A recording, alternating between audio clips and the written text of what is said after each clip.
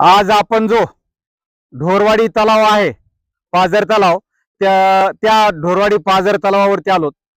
तर त्या ढोरवाडी पाझर तलावावरती आज किती पाणी साठा उपलब्ध आहे ते आज मी आपल्याला लाईव्ह दाखवणार आहे.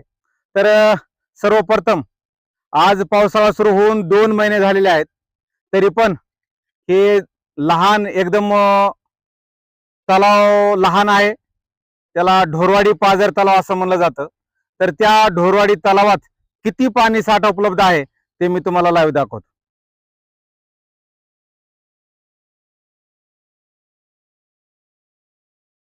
हे जे बांधकाम सिमेंटच्या बांधकामासारखं तुम्हाला दिसतंय, तर तो ढोरवाडी पाझर तलावाचा सांडवा आहे.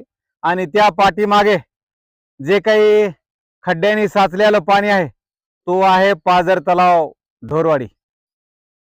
या तलावात मी म्हणेल 10% ते 15%च फक्त पाणी साठा उपलब्ध आहे.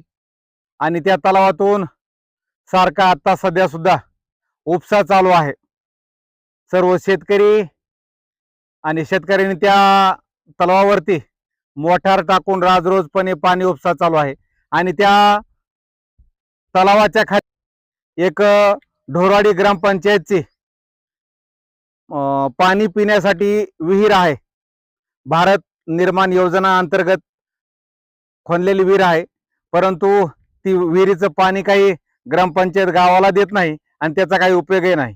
असो, तो माझा काही विषय नाही, परंतु हा या ढोरवाडी पाझर तलावामध्ये किती पाणी साठा आहे हेच दाखवायचं होतं आपल्याला. तर यावर्षी खूपच कमी पावसाळा झालेला आहे आणि खरोखरच त्याचा झटका शेतकऱ्याला आणि उन्हाळ्यामध्ये पाणी पिण्याला सुद्धा सर्वच गावांना होणार आहे. धन्यवाद.